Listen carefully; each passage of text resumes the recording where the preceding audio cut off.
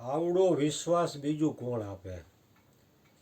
કારણ કે સદગુરુ સિવાય આવડો વિશ્વાસ બીજું કોઈ આપે નહીં. જગતની બાબતમાં જે વિશ્વાસ આવ્યો છે એ સંસારના લોકોએ આપેલો છે. હગાવાલાથી માંડી જે કાંઈ રહે વિશ્વાસ છે. પણ આ જે વિશ્વાસ છે કે તું જેને ગોતશી તું પોતે જો બીજો નથી, એવો વિશ્વાસ સદગુરુ સિવાય કોઈ આપી ન શકે. જીવ આવે ને જાય એને કોણ રોકે રે? કારણ કે જીવ આવે છે ને જાય છે. હમણાં છાપામાં આંકડો હતો, હમણાં છેલ્લા 2024ની વસ્તી ગણતરીનો. ભારતની વસ્તી 135 કરોડમાંથી અત્યારે 141 કરોડ થઈ ગઈ. ચીનનો નંબર 1 આવતો હતો, હવે ચીનનો નંબર બીજો આવી ગયો, ભારતનો નંબર 1 છે. વિશ્વ આખાની વસ્તી 8 અબજ અને 9 કરોડ છે. એમાં આંકડા આપ્યા હતા કે 1 સેકન્ડમાં વિશ્વમાં 4 બાળકો જન્મે અને મૃત્યુ બેનું જ થાય છે. 4 બાળકો જન્મે છે અને મૃત્યુ બેનું થાય છે. તો જીવ આવે ને જાય એને કોણ રોકે? કરોડો જીવ આવે છે ને જાય છે એને કોઈ રોકતું નથી. શ્વાસ આવે ને જાય એને કોણ રોકે? કારણ કે શ્વાસે આવે છે ને જાય. જૈનમાં ત્યારથી શ્વાસ ચાલુ છે. જ્યાં સુધી હશે પરમાત્માએ જેટલા આપેલા છે ત્યાં સુધી શ્વાસ ચાલુ રહેશે. શ્વાસની મૂડી તારી મૂલ્યવાન છે. વણલેખે વાવરતા કોણ રોકે? કારણ કે શ્વાસની મૂડી છે ને એટલું મૂલ્યવાન બીજું કાંઈ છે નહીં આ જગતમાં. કબીરજીએ પણ કીધું કે કહેતા હું કે જાત હું કહી બજાવું ઢોલ, એક શ્વાસ ચલ જાત હૈ 3 ભવન કે મૂલ. કારણ કે 3 ભવનના મૂળ બરાબર એક શ્વાસ. હવે કબીરજીને શ્વાસની કિંમત થઈ તો એને એની વાણીમાં જગતના લોકોને જગાડવા માટે એને કીધું. કારણ કે શ્વાસ છે ને એ એનાથી વિશેષ મૂલ્યવાન કાંઈ નથી. વણલેખે વાવરતા તને કોણ રોકે?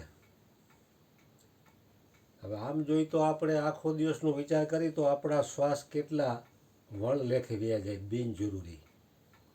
એક સત્સંગમાં આવી ત્યારે એ શ્વાસની સાર્થકતા થાય છે અને દિવસના જે કાંઈ આપણે એનું સ્મરણ કે યાદી કરી એ લેખે ગયા, બાકી તો વણલેખે વ્યા જાય છે. ધન તો તુમ ખર્ચ ના ચાહો તભી ખર્ચ હોતા હૈ, પણ શ્વાસ તો બિના ખર્ચે ખર્ચા જા રહા હૈ. શ્વાસ ખર્ચી અને ધન સંપત્તિ પદ પ્રતિષ્ઠા તમે બધું મેળવી શકો, પણ જ્યારે છેલ્લો શ્વાસ હોય ત્યારે જે કાંઈ મેળવેલું બધું એક પલ્લામાં મૂકો તો એક શ્વાસ તમને મળે નહીં.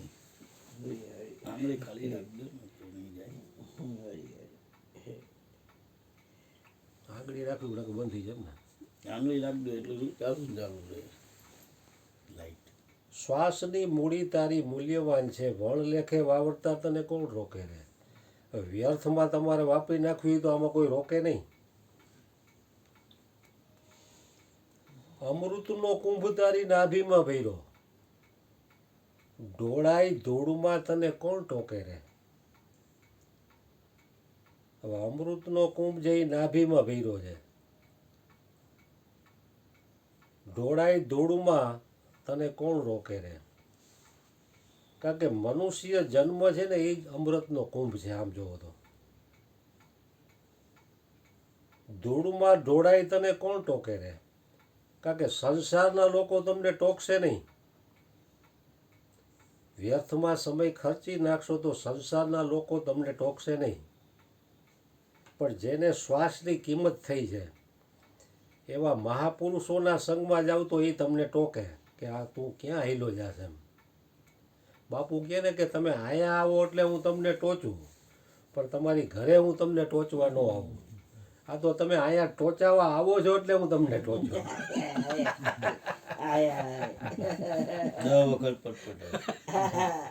અહીંયા તમે ટોચાવા આવો એટલે હું તમને ટોચું ને ટોચે એ વાત સત્ય છે એમ. સ્પષ્ટ વક્તા છે. જગતના લોકો તો તમારી પ્રશંસા કરશે કે વાહ ભાઈ વાહ, તમારું કામ બહુ ઊંચું હો, બહુ તમે ડેવલપ કર્યું એમ.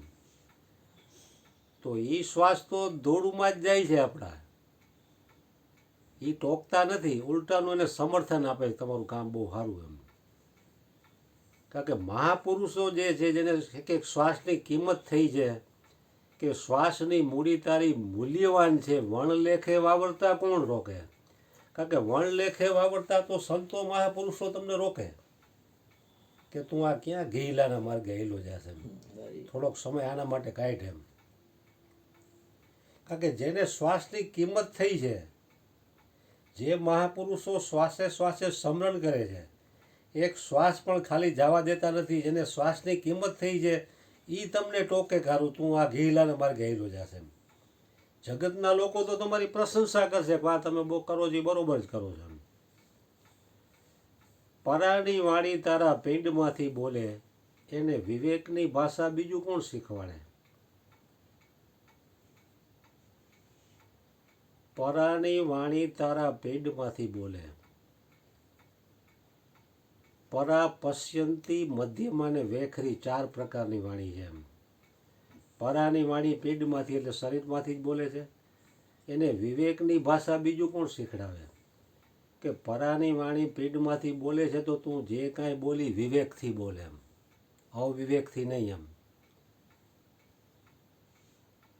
કોઈના આપણને ભક્તિ બતાવી ને મન કર્મ અને વચનની, કે મનથી કોઈનું ખરાબ ચિંતન કરવું નહીં, કર્મ એવું ન કરવું કે આપણે છૂટી જઈને બીજો ફસાઈ જાય, વાણી એવી ન બોલવી કે કોઈના હૃદયમાં રહેલું નારાયણ દુભાઈ જાય. એને વિવેકની ભાષા બીજું કોણ શીખડાવે? પણ સદગુરુ છે એ જ વિવેકની ભાષા શીખવાડે. બાકી જગતના લોકો તમે બેફામ બોલતા હો તો એને કાંઈ ફેર નથી, કારણ કે એ તો આવું ભાઈ હરખા, આપણે બે હરખા એના જેવું છે. તમારાથી કંઈક ઉપર ઉઠેલા મહાપુરુષોનો સંગ કરો તો એ તમને એ વાણી ઉપર શીખડાવે ભાઈ તું કંઈક વિવેકથી બોલતો જાય એમ. મયડો છે મંત્ર તને શ્રી ગુરુ મુખે, રહેણીનો અભ્યાસ કોણ કરાવે? હવે ગુરુ મુખેથી જે મંત્ર મળ્યો છે એમાં રહેણીનો અભ્યાસ, કારણ કે મંત્ર તો આપણને ઉપદેશ તાણે સદગુરુએ આપ્યો છે એમ,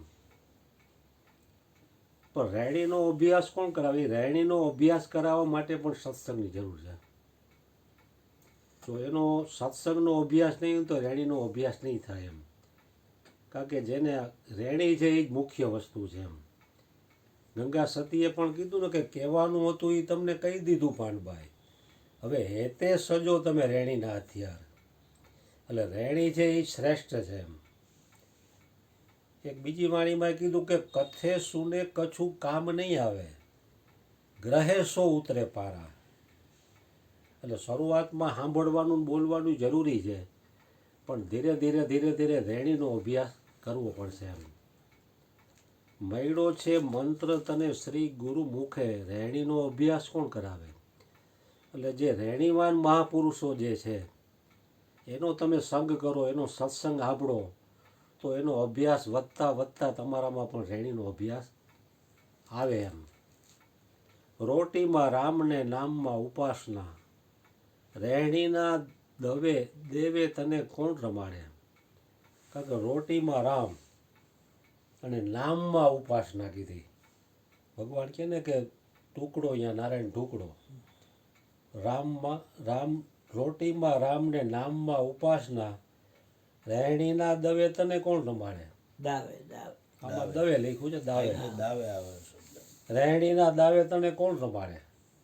કારણ કે જે રહેણીવાન પુરુષો છે એનો સંગ કરો તો એ તમને રહેણીના દાવે રમાડે. જેને કાંઈ રેડી આવીને લેવા દેવા જ નથી એવા લોકોનો સંગ કરશો તો એ તમને પતન તરફ જ લઈ જશે એમ. રહેણીના દાવે તને કોણ રમાડે?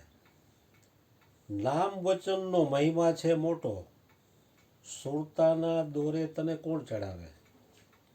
કારણ કે નામ વચનનો મહિમા છે મોટો, કારણ કે નામ છે એનાથી શ્રેષ્ઠ કાંઈ છે નહીં. ભગવાન કહે ને કે વચનમાં વસ્તુ છે, વચનમાં પરિપૂર્ણ પાનભાઈ. કારણ કે વસ્તુ જે છે એ વચનની અંદર પરિપૂર્ણ છે. એમ નામ વચનનો મહિમા છે મોટો, કારણ કે એનાથી મોટો બીજો કોઈ મહિમા છે જ નહીં. નામ અને વચનથી મોટો. સુરતાના દોરે તને કોણ ચડાવે? કારણ કે જેની આઠે પહોર ને 64 ઘડી જેની સુરતા અહીંયાથી હટતી જ નથી, એવા મહાપુરુષોનો સંગ તમે કરો તો એ તમને સુરતાના દોરે ચડાવે. કારણ કે સતત એની સુરતા અહીંયા જ છે એમ, દિવસ ને રાત. એવા મહાપુરુષોનો સંગ કરાવો તો એ તમને સુરતાના દોરે ચડાવે. મૂળદાસ મરમ પિંડને બ્રહ્માંડમાં ફેરો સફળ સમરથ કરાવે. એટલે મૂળદાસ બાપુ કહે છે મરમ પિંડને બ્રહ્માંડમાં ફેરો સફળ સમરથ કરાવે. એટલે જે સમરથ સદગુરુ જે છે એ જ તમારો ફેરો સફળ કરાવી શકે. જગતના લોકો ફેરો સફળ કરાવે નહીં, એ તો તમને ઉલટાના 84માં નાખે. કારણ કે જેને પોતે એનો ફેરો સફળ કર્યો છે એવા મહાપુરુષોનો સંગ જ તમારો ફેરો સફળ સમરથ કરાવે. એટલે જે આમાં સફળ થઈ ગયા છે, જે સમરથ છે, એનો સંગ, એનો સત્સંગ એ જ તમારો ફેરો સફળ છે એ સમરથ કરાવે. સમરથ સદગુરુ છે ને એ જ આ ફેરો સફળ કરાવશે. જો સફળ સદગુરુનો જો સંગ નથી ને તો આ ફેરો પાછો 84 લાખમાં વયો જાય, ખબર નહીં પડે એમ. એટલે એનો જે સફળ થઈ ગયા છે જે મહાપુરુષો, જે સમરથ સદગુરુ છે એ જ આનો ફેરો કે આ 84 જન્મોમાંથી સફળ કરી અને પાર ઉતારી દે છે. નહીંતર તો જો એ સફળ ન થયો તો પાછું 84 લાખ યોનીમાં પાછો જન્મે જ મરે. 1 સેકન્ડમાં આખા વર્લ્ડમાં 4 બાળકોનો જન્મ થાય છે. 1 સેકન્ડમાં. અને 1 સેકન્ડમાં 2 લોકોનું જ મૃત્યુ થાય છે. આખા ઓલ વર્લ્ડની વાત છે, ખાલી ભારત નહીં. છાપામાં એનો આંકડો આવ્યો હતો કે 1 સેકન્ડમાં 4 બાળકો જન્મે છે અને 2 જણા મરે છે. એટલે 1 સેકન્ડે આખા વર્લ્ડમાં 2ની વસ્તી વધતી જાય છે. તો એ રોજના કેટલા કરોડોની સંખ્યામાં જન્મે ને મરે. એમાં સમરથ મહાપુરુષનો જો ભેટો થાય તો એ તમારો આ ફેરો સફળ કરાવી દે. નહીંતર આ ચક્કર ચાલુ ને ચાલુ છે એમ. સદગુરુ મહારાજની જય. 11:30 વાગી ગયા.